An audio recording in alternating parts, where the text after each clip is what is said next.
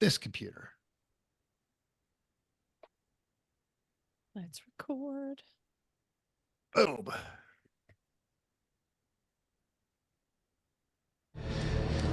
Bring me everyone. What do you mean, everyone?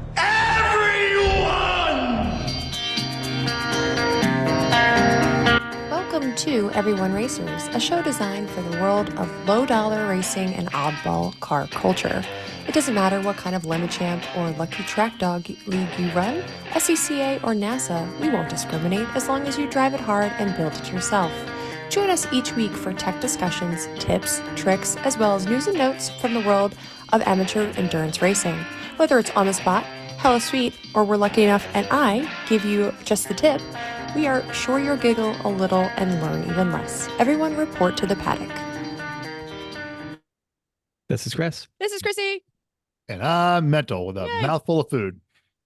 Sorry. That's good Like timing. you didn't know it was coming. I tried to chew faster, just bad timing. Yeah. Haven't heard that intro yet, so I understand it's tough to figure that out. Anyway, we are Everyone Racers. Welcome to a boring, well, not so boring BMW episode. It's episode 328. And the BMW 328 was a sports car offered by BMW from 1936 to 1940, with the body design credited to Peter. Not going to say this guy's Polish sounding last name. Szymanowski. I need something like that. Szymanowski. Yep, that's it. Who became BMW chief of design after World War II. So he was not chief of design yet, because this was the 30s. Got it. With its 4-speed manual and straight six, it topped out at a whopping 93 miles an hour. The 328 was introduced at the Eiffelrennen race at the Nürburgring in 1936, where Ernst Henne drove it to win the 2-liter class. So if you're not driving your incredibly valuable 1930s BMW, get out your bingo card, which still isn't done, but had some improvements. It's a little better. 93 miles an hour incremental. Let's just say in 1940. 36 would have been terrifying, because I'm 15 years before that or 60 years before that in the 1800s, when trains were starting to get up to 30 miles an hour, and I remember reading this, scientists were convinced that a lady's uterus would fly out. Mm-hmm. Totally. That was a real medical happens thing. all the time. Yeah. They thought you would not be able to breathe at speeds like that. So to be able to get into a car and do 93 miles an hour must have been awesome. Yeah, that was fast in the 30s. Because the only thing else would be a Duesenberg. I feel like you probably would feel like you're going to fly out anyway. Yeah. Just because it's big a giant convertible steering wheel, yes. Art Deco dash. Yeah. One of these broke down near my mom's house a couple of years ago. She was out on a walk, and she's like, it's an old car. And, she has her MG, so she thinks they're all kind of the same thing. And she's, talks to the guy a little bit, and it's like, what is this? It's a 1930s something BMW. And she's like, oh, okay. Da, da, da, da, da. Doesn't really care, and keeps going. She's like, oh, your car broke down. It was a 1930s BMW. I'm like, yeah, it's probably a 328, which means it's probably worth many hundreds. I'll call my son. He'll know exactly what's wrong with it. It'll be fine. Right, yeah. Yeah. Oh, well. Anyway. Well, what you working on? Yeah. Mental. What you start us off, buddy? What are you doing? Okay. Well, in my so the less projects whole kind of thing has turned my entire mechanical existence into a series of overlapping project management. So it's all about space and time. So I got rid of the Moon trailer last week. Yes, and now the Omega is in a spot, and it's lined up. I've got plans for it. And if you remember years ago, I was given I think 3rd gen, but it's the 85 Honda Civic Si. The same year that it has the Euro headlights. It's got the sunroof. So it's probably an 86 or 87. Okay. Yeah. 86 or 87.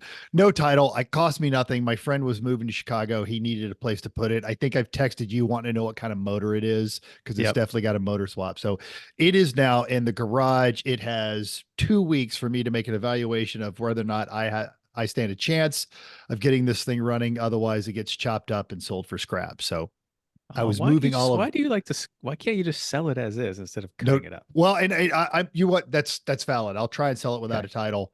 Yeah. And then if no Someone one could do wants a it, track car project before cutting it sure. up. Yeah. Yeah. The shifter is in the passenger seat, so it'll need the transmission hooked up. I was under it yesterday. I have no brake calipers, but I have not been through the box of spares to see if I have them. Mhm. The radiators in the hatchback, the gas tanks in the hatchback. So there's some work that's becoming to it. But if if a listener wants it now, I will stop work on it and you can have it. Absolutely have it. I think it's a DZ motor. Or All right. So that doesn't exist. It's okay. from the picture you sent me. That's what it was. It's a brown top double cam D series, which is here in one. In Japan, they were sometimes called a ZC, but because it's here in the US, it's probably a D16A1 from an 86 to 87 Integra. You had some of those letters right. It's completely possible though that it is a JDM motor. Okay. Which they're almost identical. So okay. It's fine. But all right. Either way, I had a few of these back in the day and did quite a lot of work on them. So, like including that swap. My so daily you'll be getting driver, a lot of text. Yeah. My daily driver in college for a while was an 86 CRX with an 87 Integra, everything else. Engine, because that's the only reason brakes, Integras brakes. existed. Yeah, was to put the underpinnings of the first gen. Yep. No, even the second gen Integras, I think, if you'll do the custom panards. So yeah, there's all kinds of ways that they swap. But anyway, that was a really fun car. It got like 38 miles per gallon on the highway and would still run like a 15 2/4 mile. It was fun. All right. So if a listener, if you're a Honda geek and you have use for this car, come get it. Otherwise I'm going to fiddle with it. And then, I've got projects, so I've got to keep moving on this one. So there's that. So it's in the garage now. I flat towed it with the RV. I was last night. We're recording this episode during the day because everybody's schedule is crazy this week. So weird. Yes. Yeah. But it'll be 4 days before you guys hear it. But I did the Bid Nerds with Lane from Driving While Awesome. So we did a Bid Nerds episode on that. But I had a visit from an old friend of all of us. Jeff Block, aka Speedy Cop, reached out to me. He was in town doing some stuff for his dad. So we got together, and as much as he has been here since his dad moved here, he had not actually been downtown. So we met at one of my favorite breweries. We had some tacos. I showed him the roof of the new Circa. We hung out.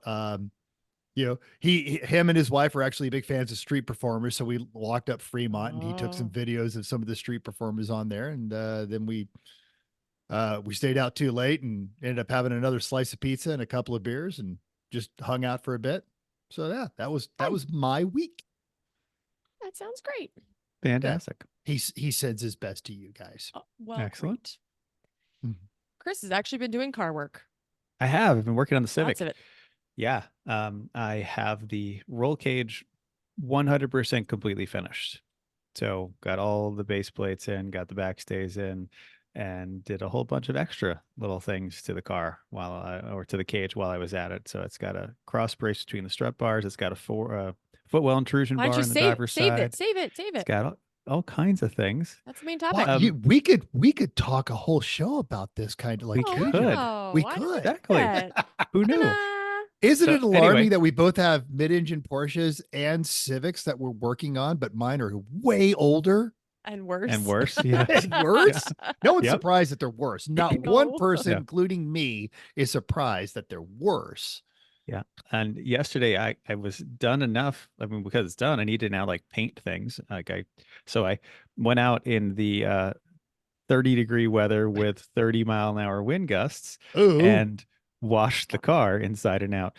But in order to make that slightly bearable, I actually had previously bought a piece that threads into your faucet, an inside house faucet.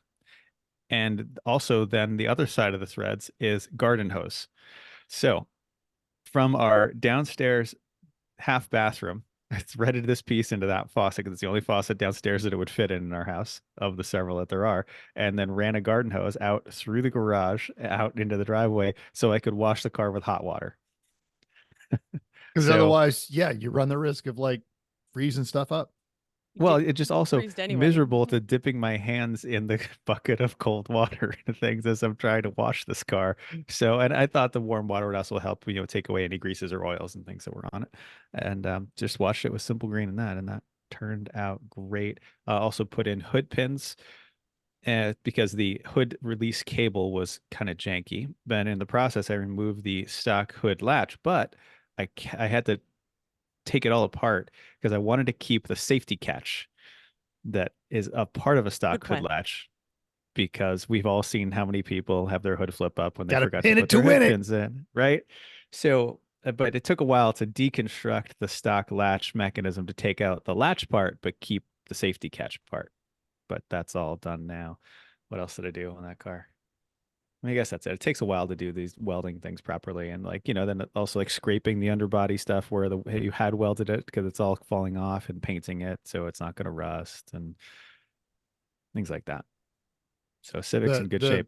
Yeah, the time sucker aspects of a project where you're like, this will take me 20 minutes, but it's another half hour of prep and another 45 minutes of additional stuff and another Yeah. 3 hours of cleanup. And Well, it depends on how well you want to do it too. Like if you're just kind of getting it done to get it done, you can do it quickly. But if you're trying to do it really well to have a nice end product to have for a while, then it takes longer to do the little details. yes, and this car has been a long time in construction because yeah, it's only getting done once. Yeah, pretty much. So now it's cleaned up and in the garage so it can be painted on the inside because I want to paint the cage. And while I'm painting the cage, I'm also going to paint the floor and basically the whole inside of the car white. It's already white, but we'll make it a better, nicer, even or white. Evener. And yep. So I'll keep going on that Plain because I white have to Honda, do that. which is really just a canvas for the themes. It is. It is absolutely. And then once all that stuff's in, then I can finish putting in like the fire system and put the seat in and all those last things to have this ready-ish. Excellent. Yeah. Cool. Like it's a fire system away from passing tech right now, but Well, I'm just it's making it a little bit seat. nicer. Yes. Well, the seat will just bolt in with 4 bolts. Yes. Already Well, done. but also I know you guys are going to do some track stuff with it, but before it comes to the Lemons world, there's a box that must be checked. Yes. With another car? Yes. Yes. Yes. Yes. When Correct. B in the C, or sorry, when B in the 3. 3. Yes. No Correct. doubt. That's like the mantra. Mm-hmm. So, Mhm. all Yeah, right. this is just getting ready to get it ready just to have it. I don't know Yes. what we're gonna do with it. I don't know if it'll ever run Lemons because it is too nice the way it is all. Is now, is but NASA running the Enduros out there on the East Coast? I don't even know. I don't know. Northeast and Great Lakes. No, sorry, Northeast and Mid Atlantic NASA regions aren't very good. I don't really like them. Great Lakes is wonderful, but Northeast is not so Oh, I much. So wonder I if don't really all right. care. So if you're in the know with the National Auto Sport Association, let us know if they're running any of their Enduros. I, mean, I I mean, could check. I could Google it, but Yeah. we haven't. Yeah. Time trials, maybe that might be a nice thing for that car because no matter what, with a stock fuel tank, it'll burn through that in very And short periods of time. I know you guys did, it wasn't the festival. You guys did a Grid Life weekend did in JMP. Yeah. I bet that car would be Oh, competitive. it went there. It went there. We did Okay, that. yeah. Because they've got their Honda and then they've got, they do their time trial, but then the Sunday Cup, that's what it is. It's We should get way too Adam. fast for Sunday Cup. Way too fast for Sunday Cup. It's a more of a GLTC car, frankly. Oh, well, then they're actually. even better. Yeah. That's some it's tight racing and it's sprint racing. Yeah. So I don't know. Who knows what we're going to do with it, but having a good cage and fire system, all those things ready to go. Always a good thing. Car is a good That's place to start. Yeah, because I'm pretty sure Excellent. Grid Life is when we brought it and we realized how terrifying it is to be driving very fast in a tin can with no safety features. Yeah. Yeah, Yeah, 125 down the straight at Jersey without any safety equipment. I'm like, I don't know about this. And I remember having a 240SX that I took to the Grassroots Motorsports Challenge. Same thing. I just ripped everything out of it. And I thought, yeah, this is great. I drove that thing on the road. This is fine. And nowadays, yes, I would be like, I don't feel comfortable at all. I would really like some more metal around me. and this is really noisy. Yeah. Ah, Oh, well, look how our risk tolerance changes as you get used to being in fully caged race cars with all the safety gear. That just yes. seems like a better idea. And Yeah. you've just seen it go wrong enough times. Mhm. And you have a long This time would to have been think really think about painful it. without a cage. Yeah. Oh, you're going down the straight, you're like, wow, if I lost a wheel, we'd be in big trouble. But you have a good couple seconds to think about it. So Yeah.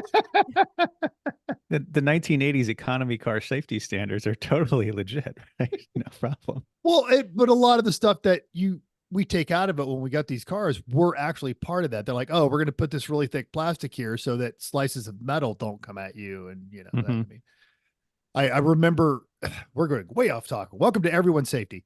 When I was in high I school, love the everyone's CRX, safety. yeah, the CRX had just come out, and everyone was like, "Oh, that car will kill you. That car will kill you if you get into an accident." And I remember seeing a CRX, one of the early like 1.5s, and it had been hit and then knocked into a retaining wall, and it bounced down the retaining wall. And obviously, it's a write off, and it was scary as heck to look at until you poked your head inside, and you noticed that the passenger compartment was actually fine.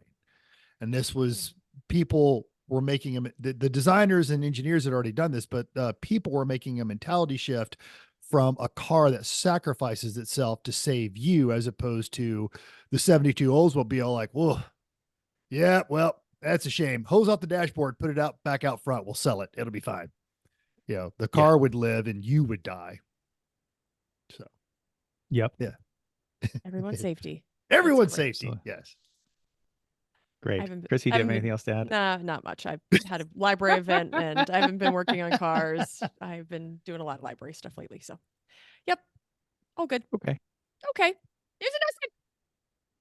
Hey, the Lane Museum in Nashville is selling off parts of its collection. Now, there is a link to the article by James Gilboy, but do you know what's even better?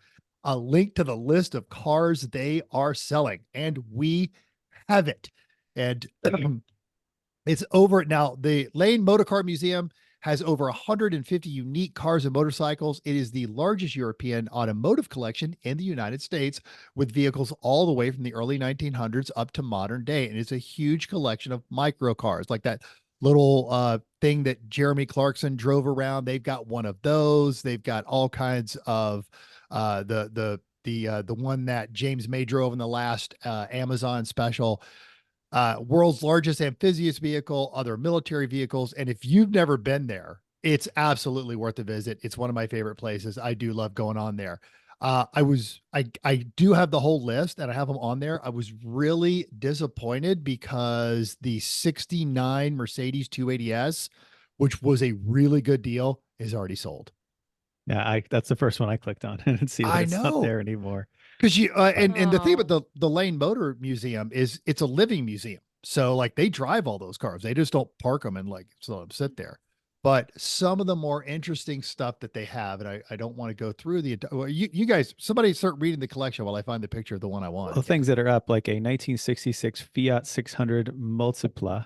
So a little van, rear engine little van. That's cool. A 61 Lloyd LT-600. Never heard of one of those, have you? It's a Here, weird no. English that van. one I'm prepared to share. So here we go. Yeah. The 86 Alfa Spider Graduate in good condition. Yeah, that's a really clean Alpha. You don't Yep. find Alphas, and usually they've all rusted away or been abused by now. And here's that because you're showing the Lloyd, and this Yeah, is the Lloyd, and I here like is the 88 Fiat. Citroën Tissier car carrier. So this is a That's the one. front half of a Citroën CS, or CX, which is a front drive, just car, and they just made a flatbed on the back. It's a ramp truck Citroën. This is how It the French is. do Not told towing. that. Yeah, What's this would actually be older in it? the coolest way to roll up to the paddock in Yep, anything. has a 3,600-pound load capacity. It's around 23 feet long. And It's great. I mean, that you're not car's going got anywhere great quickly. suspension. No, Oh yeah. But the front, it still has, the luxury leather seats and a manual and of course a one-spoke steering wheel because it's a Citroën CX. exactly. It probably has like a 2.1 liter engine. Probably a diesel with a 4,000 RPM redline. And all of Oh. the torque. It has 552,000 kilometers on it. Wow. because it's a European Yeah, diesel. this is a work truck. Yeah. Yeah. This is a European work tow truck, 550,000 kilometers. This is another one that just blew my That's mind. And I would, terrifying. if I was in a different place with my projects, this would actually think about this one. So it is a Ducheveau based Monoposto race car. Am I pronouncing that correctly? Monoposto. Monoposto. You show up at the vintage races in this bad boy, and you will be dead last, but first in everyone's hearts, Oh my because this gosh. thing is just too cool. It's I terrifying. mean, this weighs less than like the Cessna does. It's also slower. I think it weighs less than that scooter it's parked next to. Yeah. But they had it's these, and so they it's a- built it out of the plants. it's essentially a Formula V concept, but using a Citroën Ducheveau. So it still has the Ducheveau 600cc twin cylinder horizontally opposed engine. Yeah, The skinny little wheels and tires, the way the rear trailing arms stick out there, it's hilarious. because they're just along for the ride. Yeah. And then finally, this guy, a 1971 LeGrand Super V. What's unique about this one is not that it's a Super V, but it's the only one LeGrand ever made. So Okay. it's the only Super V they ever. So, I found the whole thing interesting. I ended up killing Yeah. hours sitting on my couch. Instead of watching TV, I was, not necessarily staring mindlessly into my phone, but I was like, oh, and I did actually start seriously considering how I figured the Mercedes probably would have made the trip. If it was this time next year, I probably would have bought that Mercedes, that 280. Mhm. Nice. That'd be a fun little rolling car. Absolutely. All right. Moving on. Formula One might be in hiatus right now on winter break, but there's still news, as of course there is. Gilles Richards at The Guardian tells us that the very charismatic Gunther Stiener, the Haas team principal, is out. The U.S. announced last Wednesday that his contract was not renewed. He was known for his colorful nature and foul language. His public appearances were known to bring more fans than that of Haas's drivers' public appearances, which I'm not surprised. Now, the 58-year-old graces T-shirts, and last year he published a best-selling autobiography. He's going to be replaced by their former director of engineering, Io Komatsu. I saw a clip of him, and I think they got it from Netflix, when they got their 2 points, and he's Italian, so he's in speaking in his English. He's like, yes, he's very wonderful. I would have fucked everyone in the paddock for another 2 points. And the announcer goes, well, we're going to apologize for that language. And he turns to the guy beside him and goes, what language did I use? Which I think he's that's German like instead the of most Italian, but Gunther. yes. I'm sorry. Yes. Yes. It's the most Gunther thing ever. There was a whole debate on whether or not means Haas is in trouble, because they may not have renewed his contract just because they can't afford him anymore. Or he's never actually helped them get to any kind of success, really. At least not in a long So- time. That's okay. Is That's a completely you know. different take. Yeah. All right. So, Drive to like, you've Survive given is him- going to be boring. Right, you've given him a lot of time, but he's never really. They've not gone anywhere. Their one season, like years ago, they came in 5th, and isn't that amazing? And then nothing since then. It's usually DFL, especially now that like Williams is starting to get their act together. Yeah. For example. Yeah. He was so good on Drive to Survive. There's like whole episodes that were basically around him. So it's gonna be- Because when they started it, no one really cared to talk to them. Like they didn't actually talk to anyone from Mercedes or Ferrari or Red Bull for the first Right. couple seasons. It was all just Haas and Alpha Tauri and McLaren and Williams. So Well, because how many documentaries of, it's the same thing, even at Lemons, oh, great. Another documentary. Whatever. yeah, exactly. We're tired of talking to you people until you prove that you're interesting, and Drive to Survive did. Yep. Okay. Last year was a record year for car sales. Everything from electric to the new kid on the block and perennial favorites like pickup trucks saw gains. It wasn't all rosy for all models, though. From some of the look of the sales numbers, there are cars that look to either be on their deathbeds or about to be. Lawrence Hodge at Jalopnik gives us a following list of cars that were the lowest selling models at their respective automakers. Some of the models you'll notice are already dead and gone, and sales reflect the few stragglers left at dealers. This is not the complete list, but ones that I found interesting. Acura ILX was killed off a couple years ago when it was replaced by the Integra, but Acura managed to sell 5 into 2023. That is such a Honda thing. Oh, we haven't made this car, but we're still selling them because we're just that good. No, they're still just the dealers who had them were just like, oh, this stupid car is still here. And finally get Right. someone who's interested in it. They're like giving it away. Take practically. 2. Yeah. Yeah.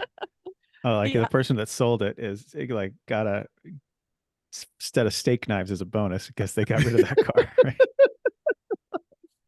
Attention to the dealership. Steve just sold the ILX. Well done. Yeah, Yay! exactly. All right, the Alfa Romeo Julia, whatever. You could put the whole Alfa brand on this list. Just under 11,000 were sold in the whole year, while technically the worst seller was the Tantale. Tonale, thank you. It sold just over 2,000. It gets a pass since this is an all-new model. Aside from that, the Julia was the worst selling Alfa in 2023 with just 30,000. Yeah. I think everyone that wanted a Julia and will put up with Julia stuff, like our friend Eric and our friend Tom. Eric doesn't have an Alpha. Eric Peterson. Oh, other Eric. Yes. Yeah, that Dead Eric. Pedal. You know, he's already got a thing for expensive Italian cars. Yes. And they already own one. Like they Yep. they have 100% market saturation of everyone that will put up with an Alpha owns one already. Pretty much. Everyone else bought a Mercedes. Yep. Pretty much. All right. The R8 is out. The BMW X2, there was only 15 sold. The Cadillac CT4 and Lyriq EV. That is weird that the Lyriq, they were Yeah. And the pushing that one CT4 hard. is good too. Yeah. Well, how many? We don't know how many they sold. You don't have You that could- listed here. It didn't always say. Oh, okay. But I like the low numbers, so that's why I left them in. The Chevy low cab forward, had a badge job of the Isuzu NPR. Just took this from the article. The Silverado heavy duty chassis cab, and the Camaro, all low on the list. Yeah, Oh, and but- it's the last year for the Camaro. So I guess if Yep. it wasn't a collector model, Hertz has already got their fleet full up. Right? Yeah. They don't want any more. Well, it's if you don't get the high performance model, it's a useless car.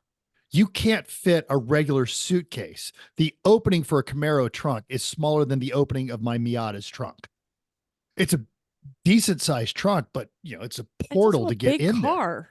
there. Yeah, Like it's fairly big. It is. And the back seats, I couldn't even get my suitcase in the back seat of the Camaro. I had to recline the front seat and put the rolling duffel bag. It wouldn't fit in the trunk, and I had to put it in the front seat.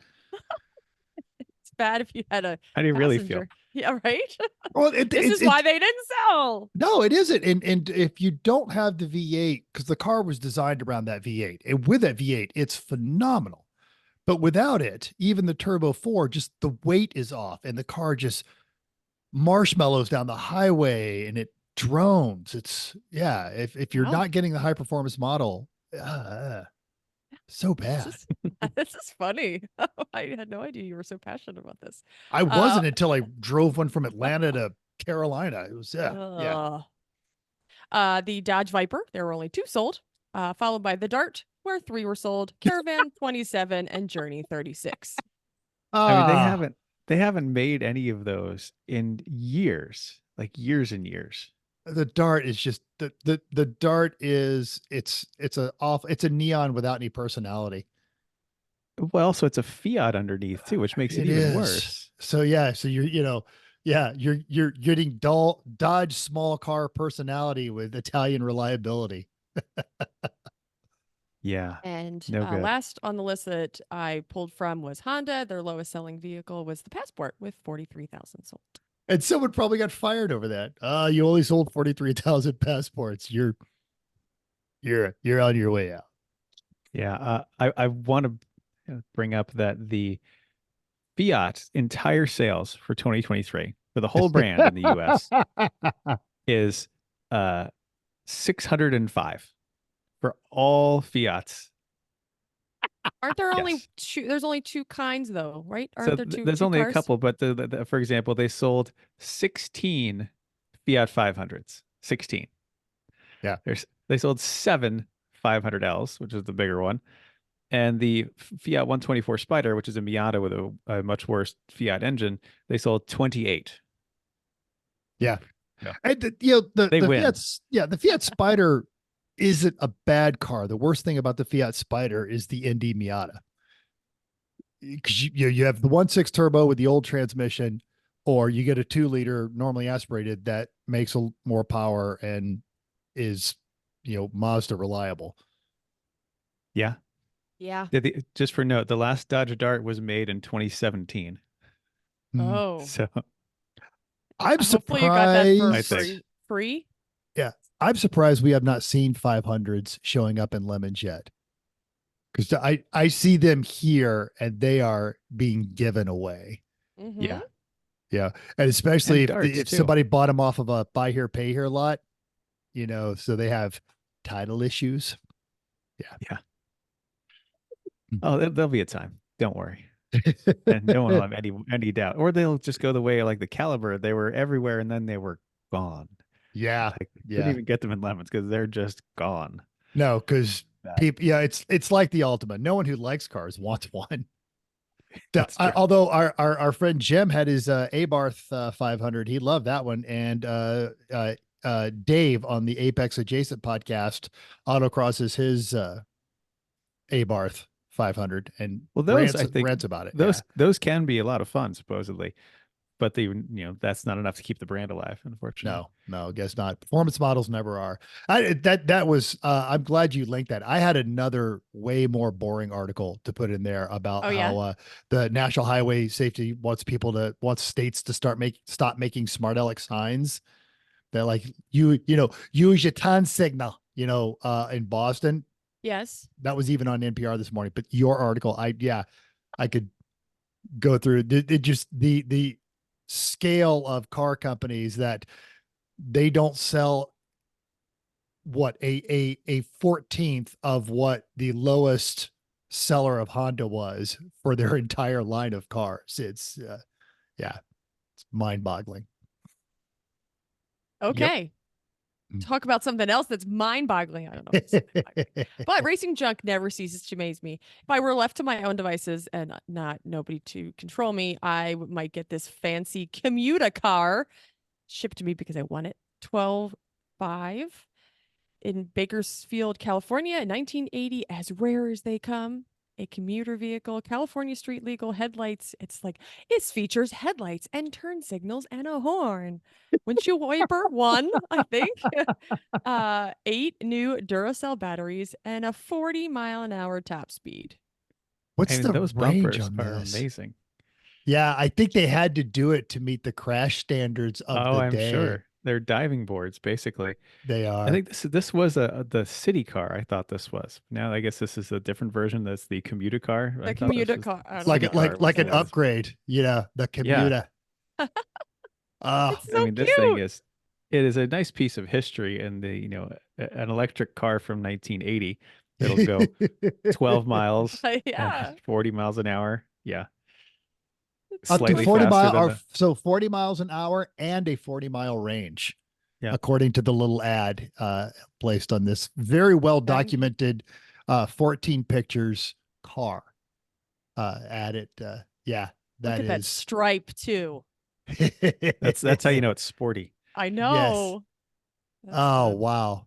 What it terrible, reminds me of a car. Yes, it reminds me of a bad Dennis Leary joke, but he talks about, that car was made in the middle of the sexual revolution. And if you had it, I guarantee you weren't taking part in that revolution because no one's going home in that car. I think it's fun. Oh, it is. It's absolutely hilarious now. But like, if you imagine rolling into that one new and parking it next to the 76 Cutlass personal luxury coupe that's, littering your parking lot at work. Nope. put like 3 of them next to each other. I think the bumpers were just so it stuck out far enough. People didn't try and park on top of it. Oh well. Okay. Okay. Let's There's no races. So Nope. moving on. All Yeah, right. let's listen for feedback. 2 weeks, 2 weeks. Barber. Woohoo. Yup. Okay, listener feedback time. So, in response to our burnout episode on Facebook, Greg O had a whole lot to say about it. I find the best prevention for burnout is a burnout, and then put a picture of a car doing a burnout. Great his episode. car. His car doing a burnout. Is that his car? That's Yes. an early, very early Fox body notchback. I'm gonna say that's like an 1880 by the looks of it. It's a 4i, and it looks like Yeah. he put the plexiglass covers on it probably to help it with there. It's if you guys want to see it, you're watching this on, you're not watching this on YouTube, but it's cool looking car. Mm-hmm. Yeah. And he posted it on our Facebook. Yep, that's where I got it from. Okay, has a whole lot more to say. Great episode. In all seriousness, it took me a lifetime to learn how to self-regulate in hopes of preventing burnout. Still not proficient, but now at least I can sense the impending collapse and take steps to head it off. This picture represents the end of a 3-month thrash to finish this and sort this car for Muscle Mustangs and Fast Fords magazine shoot in 2006. I was much younger. During those 3 months, I was working solo and only sleeping about 4 to 5 hours a night. This was also the last time the car was on a legit drag strip, making this picture the end of the drag racing for me. After 3 months of hard work, I didn't enjoy a single second of that day. This picture is burnout, both literally and figuratively. That hits me right in the feels, man. Been Yep. there. Albert W says he knows this feeling all too well. Yeah, we struck a chord with that one. Yeah. Yeah. Now, I posted a smart ass post that I'd stolen from my Oklahoma friends who probably stole it from someplace else about the Nissan Skyline. It's finally 2024. You can buy a Nissan Skyline like you've always wanted when you were playing Gran Turismo, except they're all $130,000 and you're never going to have one. To wit, DJ914 said there is too much money in the hands of the top 2% to ever compete as those people drive prices to crazy land. And our AI image of Olympic swimmers at the DQ caused some introspection. Team Punch Raf said, "I can't stop focusing on the dairy ween." Yep. Steph said, "Is Ween like Weeno Clinic, like the one for dongs that sponsored McLaren's back in the day? If so, that's fitting." I'm glad everybody liked it. Yes. Yeah, those things can be fun. Yeah, no doubt. And the AI image that you generated up for me of the dumpster fires, the train load of dumpsters on fire crashing is now like becoming our symbol at work. It's great. So good. I'm glad. So yes, main topic time. And you were just touching on this. It's not quite racing season. If you're going to Barber, it's coming up in a few weeks, but for a lot of people, well, you guys, your first race is April. Yep. Yeah. We got a ways. It's winter. It's the off Midwest season. just got the crap kicked out of it twice. So you're all sitting in there like I've got friends in Wisconsin and Idaho that are under 12 to 14 inches of snow. It was awful. This morning I woke up to like a foot of sunshine. So I don't know what we're gonna do about that. I don't know, but it's still pretty cold there. You said that you had well, last week it's 50 now. Okay. I mean, crazy cold here this week, like under 20. So oof, no, thank you. Everybody stay warm. I feel bad. That's awful. So this is a good time to start like looking at some things in your race car that you may not have been looking at before, because we're going to focus on roll cage stuff. These are cage upgrades you can do this off season. Because a lot of times the cage is done, you're like, okay, it's going to pass tech done. The box is checked. I'm not thinking about this anymore because then the car is broken and you're doing an engine swap and something else. There's always something else to look at, but that built or you built yourself. Your mic went wonky. Sorry. Let's see if it comes back. It will usually. I just hate to change the port. We just talked about how we don't have the tube of mockery anymore. Yeah, I think it's still there. Yeah, I still have it. Yeah, well, we can't go on like this. So no, No. I know. It fixes itself by now. I know. The brought to you by Honda Yeah. tube of mockery. Yeah, it's been a Hey. while. And Yeah. if it weren't across the room, he could use it. But he doesn't have to because the microphone's not working. Yep. Still. Okay. This is why we don't edit, people. You get raw everyone racers. This is just what we do. And it has nothing to do with me being too lazy and us not wanting to re-record this. It's because we're trying to be honest. And we're a little lazy. We're trying. We're Unplug, replug? We're a little lazy. That's what I'm doing. So Come I'm up on. this early because the new Blake Shelton establishment here in Las Vegas, Old Red, is opening. So Vicky and I will be departing right after this and heading down there to see their soft opening. Oh, Because I that was thought you his had like to first work. his first big song. I do have to go to work. I have to go to work later, and I'll be at work until this evening because that's just for the next 2 weeks. That's my schedule. Ew, Yeah. that's not fun at all. I starting off my Monday talking to my friends. That's that's great too. Yeah, that's a good thing. That's a proper Don't expect bonus. this morning thing. What the worst part is, I have to go to work on a holiday where everyone else is off today. Right. So that's yeah. literally why we're doing this, because we are available. Okay, we've killed enough time. Come on. Otherwise, we're just doing it with the tube of mockery. The hell with it. Fine. No, or we can stop, but either way. Okay. I'm going What? to let's see if I can just hit pause. And I actually will edit this because we've got time. All right. So pause. Great. All right, so it's the wintertime. You've got time to work on your cage because once you have had that box checked initially, when you built your car, you said, all right, cage done. It's going to pass tech. I read that. I read the rules. I looked at that nice little drawing diagram Lemons puts together. I'm going to pass tech. Okay. And then you moved on because you had lots of other things to do because you broke the engine and the suspension and the transmission and you had a good theme and, your trailer broke and whatever. And then you just forgot about the cage because it was good enough. And there are a lot of things you can do to make your cage better than good enough. And now that it's been a couple of years, you might want to take advantage and do some of those to improve your cage because that is not only key to a good safe car, but it can also help with performance a bit because a lot of these janky old cars, their chassis are not really all that stiff anymore. And by having it tied into the cage well, that's also going to help with performance.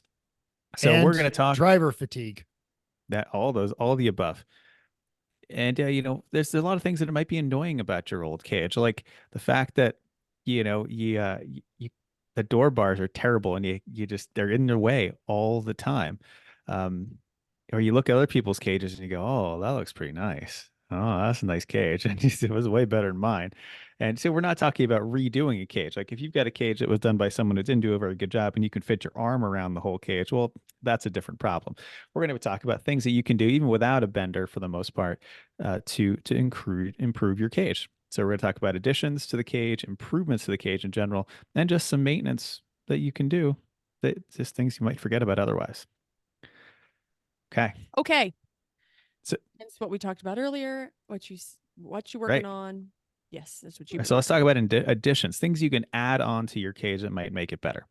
So if you have trouble with clearing the helmet clearance rule for some people, especially for height, where I only send this driver out through tech because I want to make sure that no one can see who, that Steve over there doesn't really fit in the cage real well. Like I know this thing happens, but And I'll take the malfeasance out of it, like, oh, you built this car. We've been running it for 2 years. And, now Jason's on our team and, Jason's a lot of torso. And he gets a very rare black flag. And all of a sudden, one of the judges sends me back because he can't drive anymore. The immediate solution is always pull the cushion out from the seat because that gives you a couple of inches. But I've had to kick people out of the car because they're breaking the halo rule. And I hate it. Their helmet sticks up above the cage and you can see it sometimes and it's sad. So I feel here's like there a was way. a car that Mental couldn't get in. The one that you went in backwards. Remember you tried to get in Oh, backwards? the RX-7 was with the first seat edition. It wasn't good for either Mental or I. Actually, No, because we had to between the halo seat and the bar, you literally had to wedge your helmet in, and you weren't moving it. It was not gonna. I'm pretty sure Yeah. you got Yeah, in that and That we was got out. unsafe. Yes. Yeah. Yeah. That was unsafe. So here's a way to add a bar to give you more head clearance. And if you put in a center bar in your halo, so this will go from basically imagine a bar that is um, in in line with the center line of the car, but then goes up from the main hoop and then goes down to catch the forward halo or the crossbar in the front, the header bar. So yes, there is a bend to this. It's not much of a bend. Find someone with a if you know anybody with a bender, they can make one of these in about 10 minutes. Just get the rough bends in it for you so that you can finish it up later. And that will give you a nice extra bit of helmet clearance because you want to imagine your roll cage for helmet clearance like someone takes a sheet or a tarp and drapes it over it and tightens it up. Are you far enough away from that sheet or tarp, wherever it is? So by adding this bar in the middle, that's like it's like the peak of the tent to help give you that extra clearance. So that's a nice thing to be able to do. Next up, how about some footwell intrusion bars? Because your cage, probably the forward bars come down and they come down to a spot probably around mid shin, maybe even back toward your knee. And in front of that is just the car, whatever the crash structure was on your car. So your 1965 Humber Super Snipe may not have the crash standards that you would like it to have, or the 1993 Honda Civic may not be as good as what you'd like it to be for the kind of speeds that we're doing. So adding a footwell intrusion bar will help give you a little more structure to protect your feet in case you get a good front offset hit to keep the essentially the wheel and suspension and things from coming into the area where your feet are. This is a pretty simple bar to make.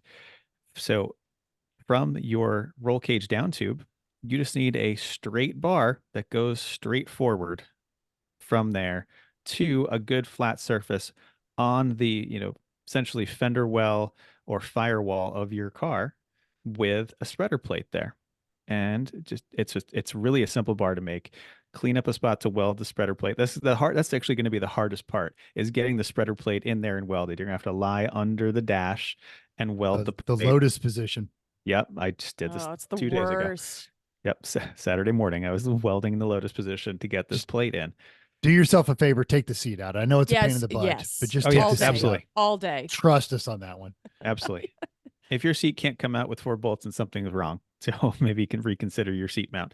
Maybe that's And another thing you another could do. good modification to make in the off season. Yeah, actually Yeah, reconsider. Make sure yeah. your seat mount is good because a lot of seat mounts were done just good enough to get it to pass tack. But anyway, so weld the spreader plate to the car and then just make a simple bar with a notch on one end and a straight cut on the other to fit whatever the curvature is of your spreader plate. Just weld it in on both sides. It's really simple to do, doesn't take very long, and adds some nice protection for your feet in the event of a crash. Another thing that I got this idea from Towley. Towley's cage was done by a guy who was a metal worker, and he did some really incredibly high quality work on that cage. And then Bruce and Greg, Darren got hold of it, But anyway, this guy put in jacking points tied into the roll cage because normally you use a stock jacking points. That's great. You jack the car up, but it's front or rear and it doesn't lift it. It's not quite straight as it lifts it up. And then you don't have the benefit of using the stock points to put jack stands on. So Towley has these just a few inches of bar straight down from the sill bar on the roll cage to give a nice jacking point spot that you can use to lift the whole side of the car up and leave the stock points free for jack stands. So give those a try. I just put them into yesterday. They're really easy to do. Actually, you get a measurement so that the bar sticks just below the floor and the sill of the car, but not too much. Because if it's too much, now you're going to catch it on things and that's going to be bad. Like your trailer. Right. So just enough below. And I put a square washer, thick square washer on the bottom of ours to give it a nice spot for the jack to land on that. But and the upside of that too is you can mark them on the exterior of the car. Now, normally when you're doing your Friday night, Saturday night, okay, jack the car up, check everything out. But sometimes you are doing a expedient repair of a tire or something that has come loose, and having a solid spot where you're not going to bend the frame or tweak anything or break any stuff, and you know it's not going to fall off the jack. This is a massive time saver because you've got those little arrows right there. And if everyone on the team knows that it extends from the roll cage, they shove the jack under there, 3 jacks, it's up. They're already pulling the wheel off, and then you can actually, this can save a race very, very quickly. And saves confusion. So if you've got like this it happens, it's one of those things like Chris knows, but then if somebody just coming in with the jack, it's one less. Where am I supposed to jack this? Where does it go? Oh, that's not the right place. Oh no. Yes. Yeah. Yeah. Oh, it's gonna fall off. Everybody back up. Yeah. Clang. Oh no, it's a rusty old Honda. The rear jack points are all crap. You can't use any of them. Oh, I didn't know that. Right? Yeah. Yeah. Exactly. So this, I think it's a neat little idea, and it took very little time to do. It's essentially one notch and one weld, and one hole with a hole saw through the floor to get it in the right spot, and that's it. It's really easy and makes a nice addition. Very much. Now, if you really want to be fancy, and I'm not like even going to do fancy. this is a nice performance improvement you can add to your car, and it'll add to your safety as well. You can extend your roll cage with a single bar from your down tubes through your firewall up to your front strut towers.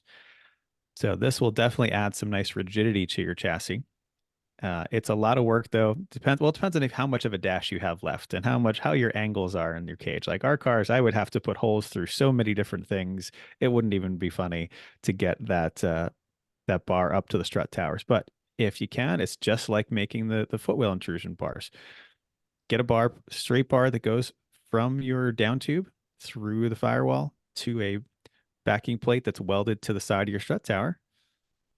That really makes a nice improvement in your chassis rigidity, without a doubt.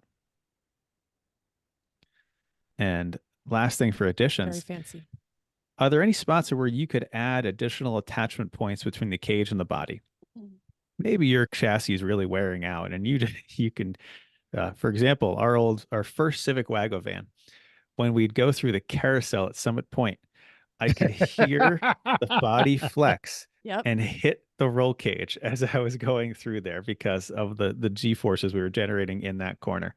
So I welded up some little tabs to go from the cage to the car, and you know what? It held that thing together, which it needed because it was just rust holding hands as a 250,000-mile Japanese car from Massachusetts. But some of our other cars, like the Civic and the Mazda, the cage is so close to the chassis, it's touching in a number of spots. So in that case, just clean up the metal on both sides and just weld it right to it. Now, some sanctioned bodies have limits on the number of attachment points your car can have.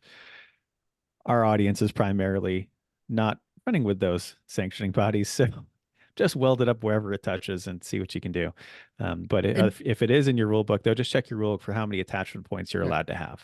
That, and I think usually if it's between the axles, you get as long as it's not like super stupid, you can get away with quite a few.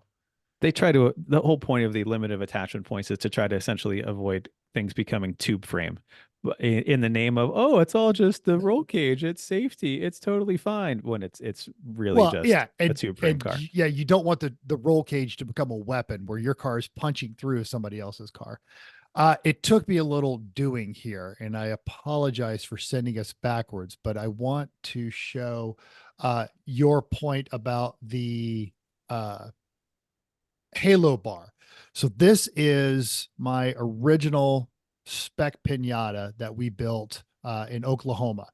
I love the 3-spoke wheels. Those are my favorite. We actually we had those around the shop, and we brought them on purpose because it was just so hilarious. But this was the Miata cage kit, and it passed tech. And then, because that's what life does, we added a driver who had more torso, and we failed the broomstick test. And this is on an open top car. So what we had to do is build these 2 risers in addition to the center bar coming across there like that. But that did increase our ability to put taller drivers in there.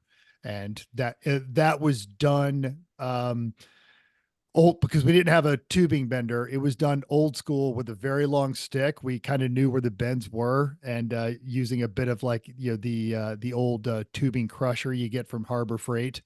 But because Wow. it was not that dramatic of an angle, you could get away with it, and that's how we made those riser bars and kept that car legal for another couple of years. So, Excellent. if I can get to my Yeah. stop share on that one, yeah. Good. All right. So those are some additions. So let's talk about some other improvements you can make, because a lot of times these cages are made with, let's get it. We've only got a weekend to do it, or 2 weekends to do it. Like get it done enough. And you might have missed some little details that can make your cage just a better, stronger, nicer place to be.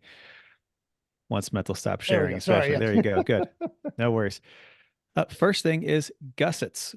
Gussets are extra metal that's added into the corners of any joint to add strength to that part. And a lot of times people just don't do these because, well, it takes extra time and effort to do, and you just want to get the thing done. Well, you can easily go back and add gussets to help strengthen the joints, and do it at some of the important joints, like anything around the halo, between the halo and the crossbar, halo on the diagonal, halo to the backstays or the forward bar. Almost any joint can have a gusset put in, and it can be as simple as just a little triangle of metal, ideally around the same thickness of metal as what is in your roll cage, and just weld it in. You're probably going to have to, when you make the triangle, you're probably going to have to grind away the top of the pyramid to fit, because your current weld bead would take up that room. But then just clean it up, put it in that angle, weld up all the sides of it, and there, right there, you have a stronger joint. These are really, you don't even have to make these. I just showed one. Here is a set of them from Jegs, and yeah, they're $13 a piece. They're like $1 a piece, essentially. Yeah, and they're 1/8 thick, and they're already, these are very nice. They're already curved. Those are wonderful. I end up making ours out of, at the local metal shop that we have, Fazio's in New Jersey. They always have this like bulk room of things, and one of them, they have these square washers with a hole in them, but they have rounded corners. And I just buy a bunch of those because they're great for backing plates for things. And if you cut them diagonally, cut them diagonally, great. You have a wonderful gusset. Mhm. Or if I'm cutting plate for other reasons and I end up with a triangle, I cut that off and I save it for later for use for things just like this. The other kind of gussets you can make are taco gussets. These are not only delicious, but they're strong. And the point of a taco gusset is it's a piece of sheet metal that's much thinner than the material the cage is, because it's much bigger. You don't need it to be the same thickness. And it wraps all the way around the joint and has essentially a much larger surface area where it's touching the joint. And once you've made it and take it off, it looks like a taco.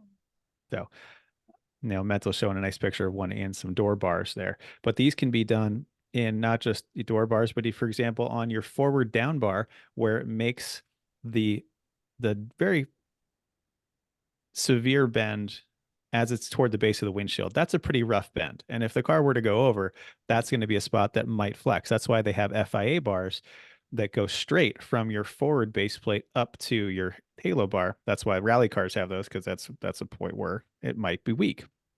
But instead of doing that, sure, you could add an FIA bar there. Great. That's another nice addition you could add for good rollover protection.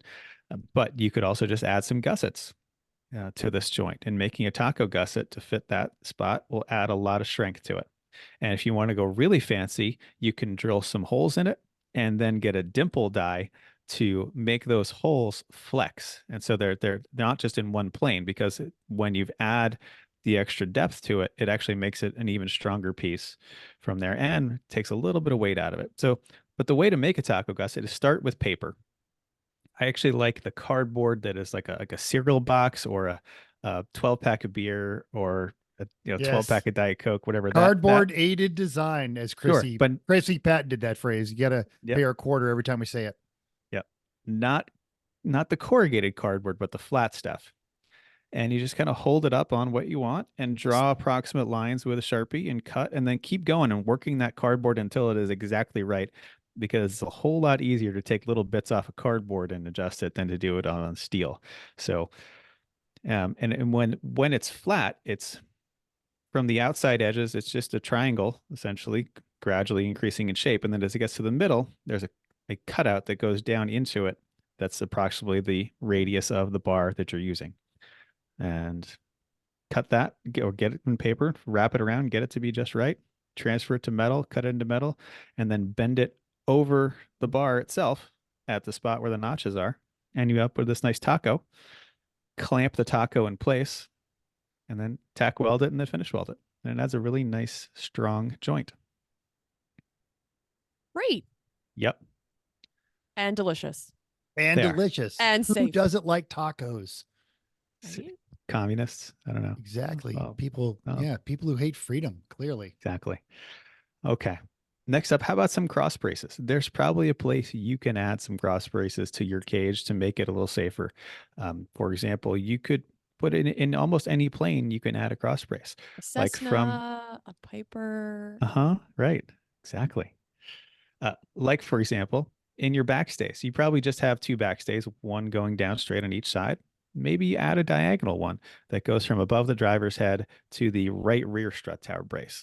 That's going to add some good safety there. Anything you can triangulate the bars to end above the driver's head. You are just helping that make sure that that driver is going to be safe in any crash. Really, if you want to know about extra bars to add, just look at rally cars. Rally cars are full of them. See now, Mental, this one you pulled up, the bar ends above the passenger's head, which doesn't make any sense to me. If you're going to do one of these bars, make it end above the driver's head, because that's who you're trying to protect. Like, sure, this adds a little, keeps the cage from bending in certain other ways, but why not just do it toward the driver? That's why the diagonal bar in most main hoops ends on the driver's side, to protect the driver.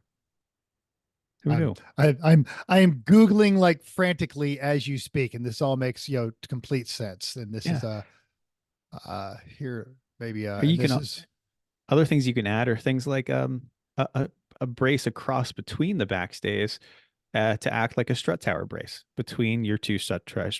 Depends on how close it gets, but that's a nice brace you can add. And that's an X brace on a Miata. That's a nice, totally a great addition to the back. You don't have to do just one direction. You can do it both directions.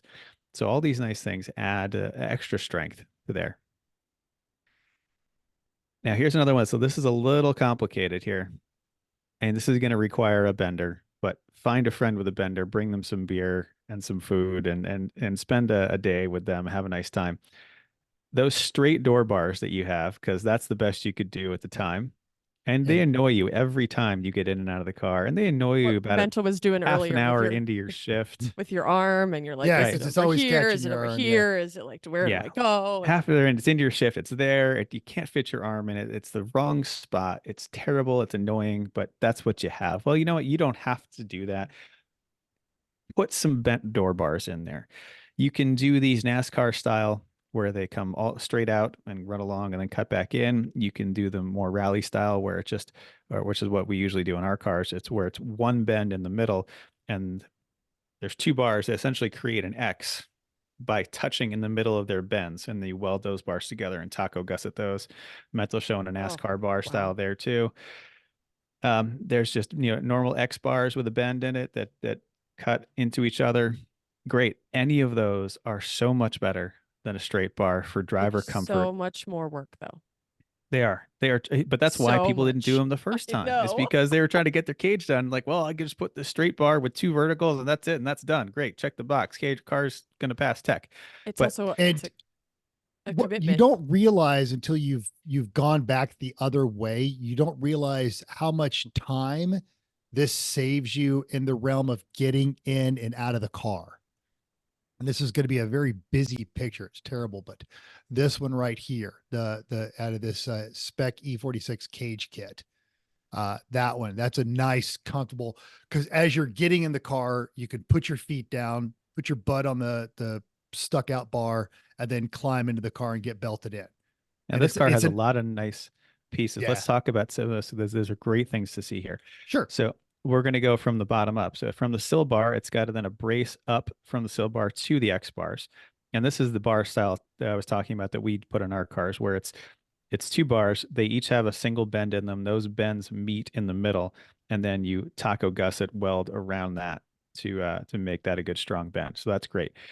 If you go to the left of there, you see this has an FIA bar that goes from the joint on the bottom left on the header bar all the way up to the top corner of the windshield to give that strength. So that's a great one. If you look down on the bottom left all the way, you can see the footwell intrusion bar that goes from that's the same central node on the forward bar straight forward. Right. Exactly. This also has some nice gusseting in place, like in the corners of the header bar to the down tubes. Got some roll cage tubing as gussets, and you don't have to use the same size and material for gussets as you do for the critical strength bars. You can go a little smaller or thinner on some of those. That's still okay. So actually, and this has jack points too. That's sorry. also you could. I'll steal it. It's fine. You could see it on the passenger side one going straight down from there. So that was a really real nice. Quick, we'll go. Yeah. All right. Oh yes, perfect. Yes. Yeah, so that was a really nice looking cage kit that they've sent here. That's got a lot of extra bars that are going to help out in adding strength and durability to this cage. So good one. But yeah, anytime I've driven a car with straight door bars after being so used to not having them, I say this is just terrible. It is. It's in your way. It's like driving without a cool shirt. You're like, why am I doing this? This sucks. Yeah.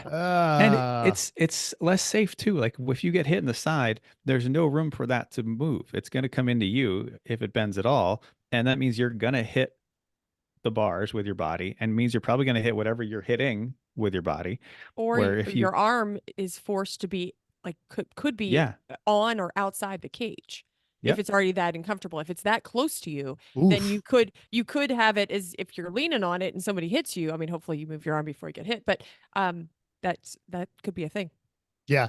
Yeah. And some of the energy absorption, you lose all of that too. Yeah. Yep. But you also And with with- those doors, door bars, you're gonna have to commit to a window strategy because you're gonna have to gut the doors.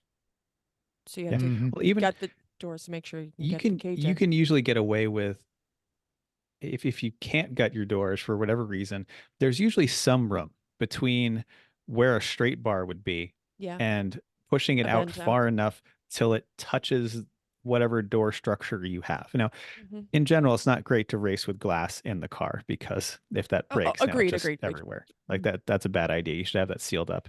But if you wanna run run windows- okay. Right. If you And want to we run used to- windows in life, Yeah.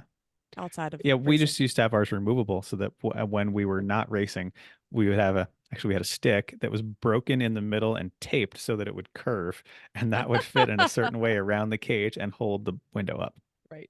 Which It worked. and that wasn't for driving. You guys did that Mm. because I Yes, remember yes, it was right, correct, it was a very correct. distinct procedure of okay, you have to open the door, put the window in, put the Yeah. stick in a very certain way, and then close it gently so that the glass by no means Yeah. got bit by the Yes.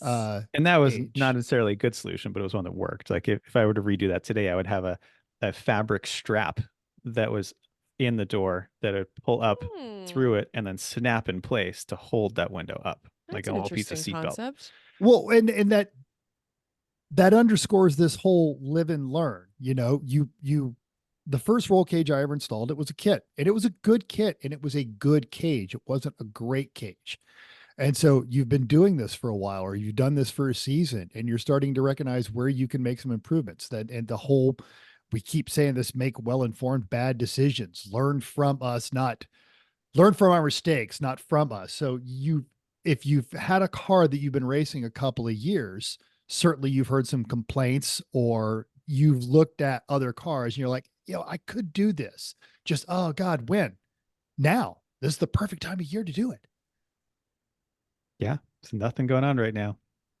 Do that. And welding warms up your garage. It totally you're welding. does.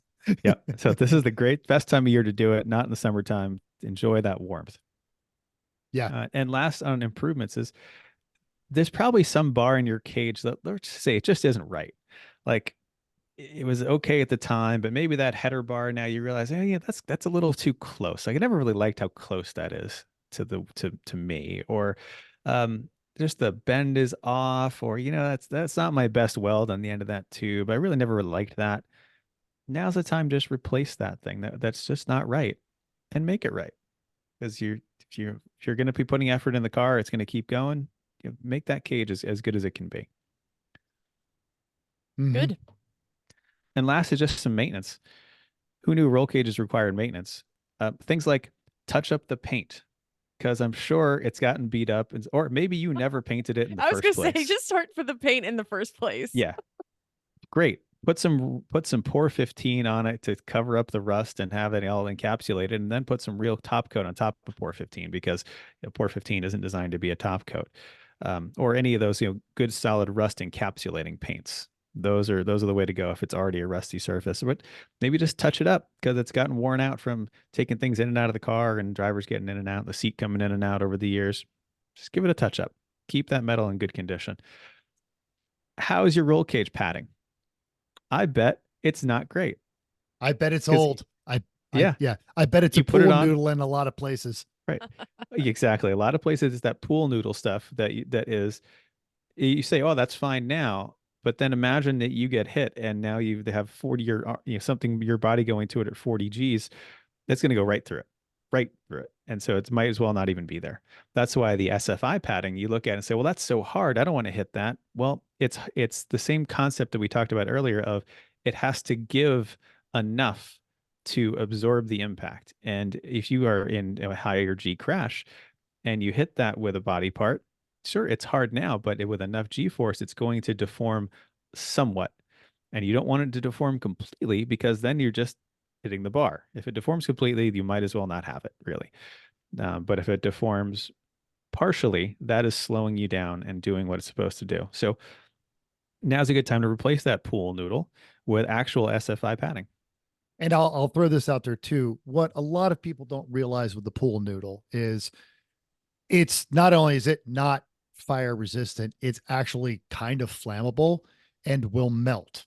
It's a good point too. Yeah. And if it's over you, anywhere on you, should you find yourself, God forbid, in a fire situation, as it melts, it's going to start dripping onto you. And hot, melty plastic is going to burn through your fire suit. That's a great point. And Yeah. it's going to Huh. sit there and be hot on your skin. So it's a thing. Now, a lot of most of your tech agencies, they've kind of put that onus on the drivers. If they see it, they'll reject it. So the pool noodles on the halos where you're doing that stuff like that, a lot of folks will say that that's not going to cut it. It's more expensive than the $2 pool noodle, but fire resistant roll cage padding in any area where you physically contact that cage is not that expensive. So here is for $22, fits up to 2-inch roll bars right here on Jags, and you could poke around and find more of it. Probably a 3-foot stick, I think, I would imagine. Yes. In fact, I see details of it here, right here, Yeah, 3 3 feet foot long, 2.5 diameter, 3/4 of an inch thick. And it actually, and not only it feels harder than the pool noodle, but it's going to be more wear resistant. So on that lower, on the door bars or places where you're touching or bashing your helmet a lot, it's going to take that abuse for years.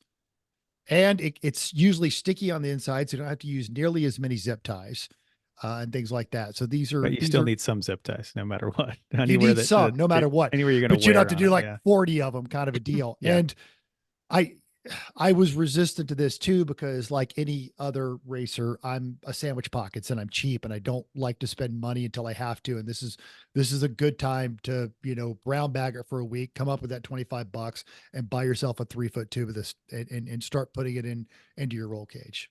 So, And make sure you have enough of it. This should be anywhere where you as a driver might contact the cage. That was going to be my question. Is So there a like good down by your feet even. Is there Things is like there that. a good does like the Lemons rule book have a good picture or explanation, or you just take it as Well, what sit in you're your car. thinking? Sit in your car and think about if you are going over and over and over and over in a spectacular rollover, where might your limbs and body hit things? Yep. Do a little Wacky dance in your car. wacky waving podcast- inflatable arm man. The Yeah. podcast people cannot see the dance that Mental's Mental dance. just did. Yeah. Well, Well, and think of so anywhere anywhere you might hit. Do you want to hit a actual really strong hard piece of metal, or do you want to hit some fairly hard but designed to deform with impact foam.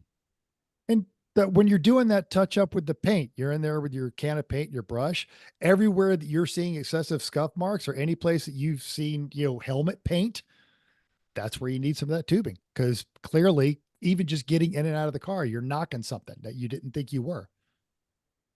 Yep. If it's like some of our early cars, you built it, you sat in it, it was great. And then you notice that with the helmet, oh God, everything's so much shorter and I'm not nearly as flexible as I used to be. So, it's an evolving design. We've all changed over the years in a variety of ways. Yes. But, things may not be the same as they used to be. They might be good enough. I And- weigh the same amount as I did a year ago, but I know that I am occupying more physical space than I used to, especially in the Yep. center. And last is, what are the little tiny things you might be able to add to your cage and make it better? Like, how about a bucket for your drink holder that's attached to the cage well, that you can put that in and out easily when you get in and out of the car. Why buy something? We have. I a mean, great we like setup. the windshield washer jug. Cut the top off the windshield washer jug, poke some zip tie holes in it, and it works out We, great. like, But this is a prefer nice that. long acre And one. and This is and, lovely. and I'm throwing this up there as design inspiration. If you want to buy it, it's only $30 here on this is it's an eBay ad, but exactly what Chris and Chrissy are talking about. You could just have one of these things right there on your roll cage. But yeah, but it it has can a be roll literally cage it can be attachment. literally free from the recycle Well, bin. Oh, right. And- Or you buy the $3 jug, you put it in all your cars, and then you use but we Right. like it because it fits. Not every, we use Camelbacks. Not everybody uses the little, like Insulated thermos thermos jugs. type. Yeah. But it fits everything. It also fits other crap. So if you, when we were going long stints, we were putting goos in there. You put, like, if you need other things, you can put them in there. So I think ours I also setup is like- great. I like the soft plastic ones because they're deformable. Like, should you be in a crash, you are not going to be injured by the soft Mm. plastic thing as opposed to a metal bucket that you might be injured by.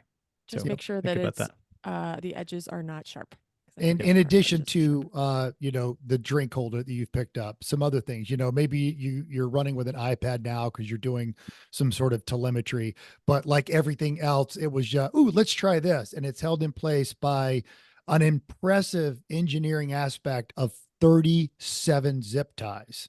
And 3 self-tapping screws. Yeah, And into some duct very tape. sharp, flappy sheet metal. And maybe it's time to sit down, rethink that in a 1G 0 ground speed environment where you would like to be able to see it a little higher or a little lower so it's not blocking the windshield or things like that. And you can properly mount these things to your dash bar that's going across your roll cage. Other things yes, to think these about roll. Yeah, here right. are You're adding lots of good things here. a tether for your radio cord. So anyone that works in a office building probably has an ID badge with an RFID code, right? And a lot of those, they give you a little spring-loaded tether that you put it on, that you can extend it to put it in, go to the scanning thing. You know what those are great for? The radio cord from your car to your helmet. That way, when it unplugs, it pulls up out of the way, but it does very gently. When you need it back, you grab it and pull it back down. It does that way. It doesn't get stuck behind your driver's back when they're already belted in. You're trying to get them in and plug the radio in. Oh, Nope. no. Right, Oh, right, move, exactly. You move. can't get it. Yeah. All it takes is Forward. Yeah, right. a couple of zip ties on the back of that to hold that to the cage, and then the little tether.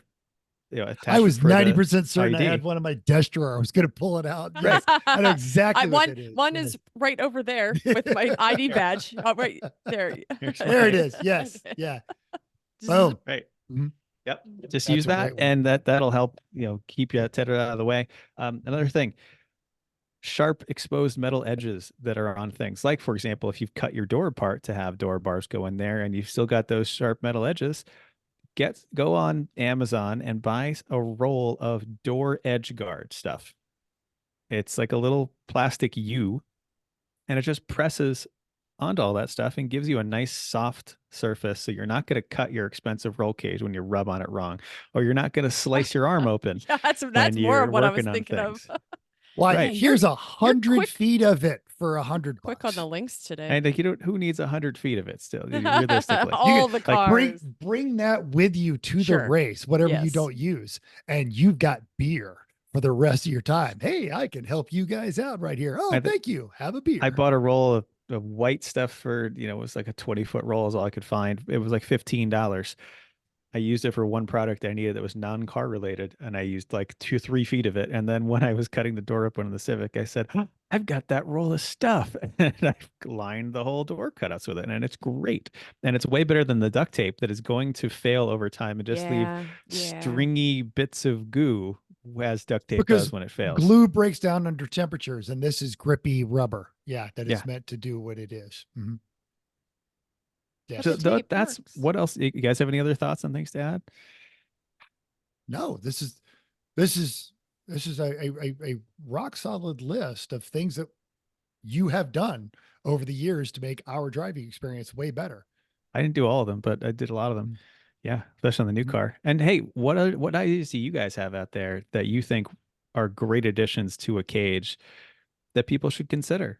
Because I know there's stuff out there that we're not mentioning that you all have done in your endless creativity that can help Mike everyone else. K, we're looking at you, Mike K. You have got a series of lessons learned as your cars have evolved, and we could probably do a show about things that you figured out while building cars.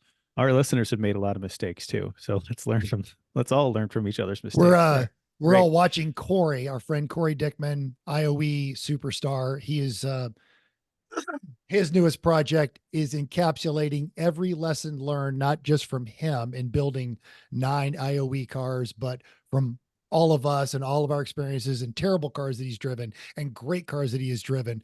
And we are all actually aggressively paying attention to what he's doing in this thread, because it is, oh yeah, I'm going to do that on my next car. And it's a whole lot of Corey saying, I swore I would never do this again. And he's not. And it's been interesting watching that happen.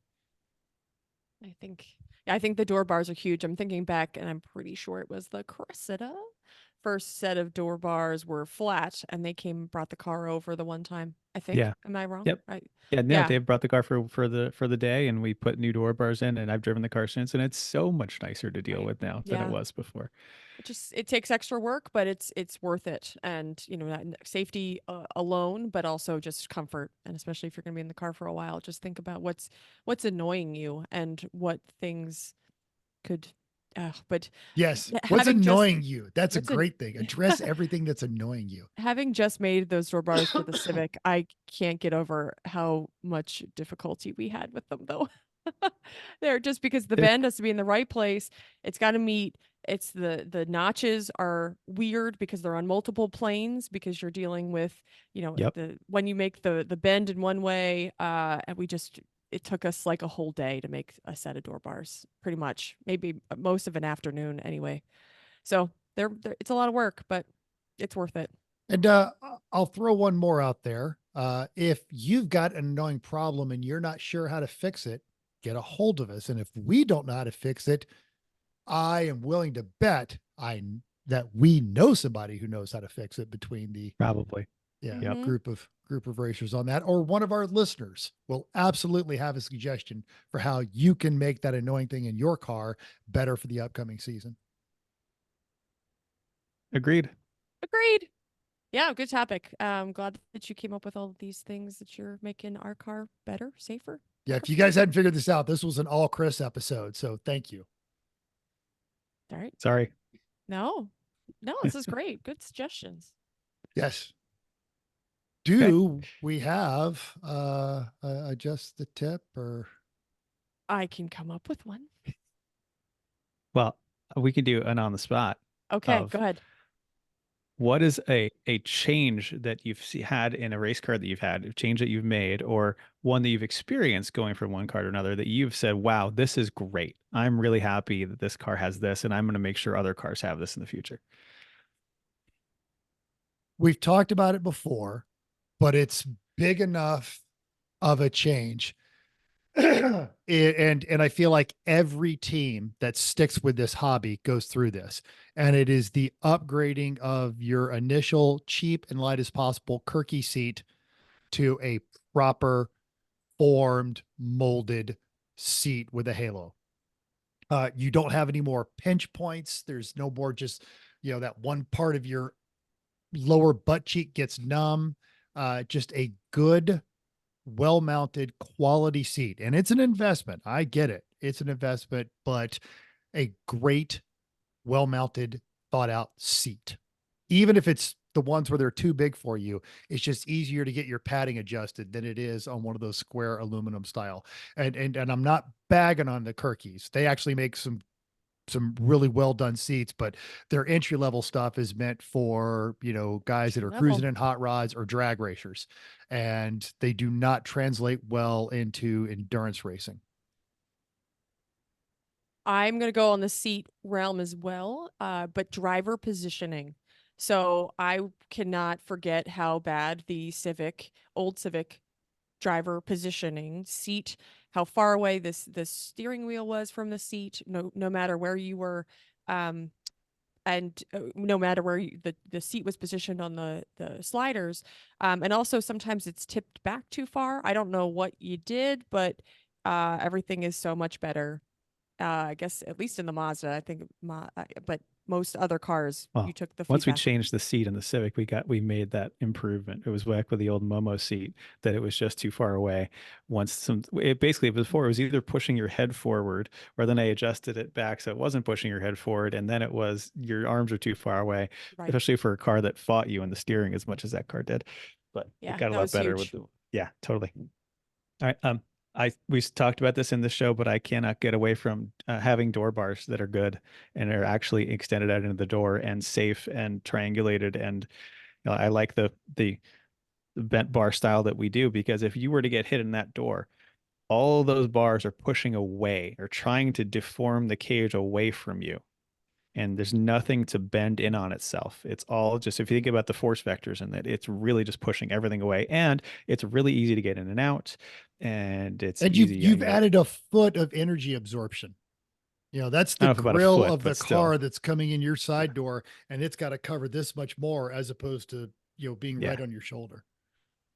Yeah. And it's just so much nicer of a place to be when it's that way. Yeah. I have so much more space for activities. And I'm going to give an honorable mention, and I'm not doing this to stir up any nonsense, but an honorable mention to dead pedals. Oh, yes, not the racing team. Was like, yeah, dead pedals, they're very nice people. No, I meant yes. Okay, I'm sorry. I see where you're going with this. I'm not very smart. It's actually funny, that's and I ruined it. Yeah. my brain. That's where my brain goes. I will completely agree with this sentiment. Dead pedals all the way. Whether it is a little foam thing, I guess foam is probably along the same realms of a pool noodle, which is probably not great for you to have. Yes, dead pedal all the way. And not just a little nub, not just a little washer, whatever you had on there before. No. As your car gets faster, you're going to want something to brace against. So, yeah. All right. I like that idea. Totally. So next week, my esteemed co-host will not be here. No, that's not true. Why will we not be here? What great momentous should be national holiday, but isn't? Are we celebrating that you won't be available? It's not for 2 weeks, but okay. 2 weeks. I'm sorry. Never mind. We have no idea what we're talking about next week. We have no idea what we're talking about. We don't even know who's going to be here. Next week is my birthday. The national holiday that is my birthday. It's birthday season because we do this. It goes Chrissy, Chris, then me. Mm-hmm. It's fantastic. Fantastic. Send your gifts. You don't have to send any gifts. Don't send gifts. Just you listening. If you do feel so compelled, make a donation to a safety organization and then send us a screenshot of it. You can send GIFs. You make an animated animated video it's funny. You can send those. Everyone likes those. Anyway, hey, thanks for downloading us. Hope you enjoyed this week's edition of Everyone Racers. Hope you will join us in the world of driving, racing, and building, because everyone can be a racer, even you. Yeah, I know you don't think so, but you can. If you enjoyed this podcast, subscribe. Totally free. Go to your podcatcher of choice and give us that 5-star rating. Don't care what you thought of us. 5 stars, and tell us what you think. Questions, show ideas, comments, drop those on anywhere you can think of that we're around. So Facebook, Everyone Racers, everyone.racers@gmail.com, all the other social medias at Everyone Racers. YouTube, you name it, we're there. I get a lot So- of funny stuff from Instagram. We got like 4 different versions of that of the Lada that does the money shift at the rally, and it shows the Perfect. pistons just come out from underneath it, and that was a great one. Thank you everyone who shared that with us on the Insta. And Mental loves to get junk pictures by text, especially do. without I really do. without asking for them. 484-243-0455 spontaneous junk pics. Anyway, and thanks again. And until next week, keep the shiny side up. And especially if you haven't added extra braces to your roll car, then really just keep the wheels down.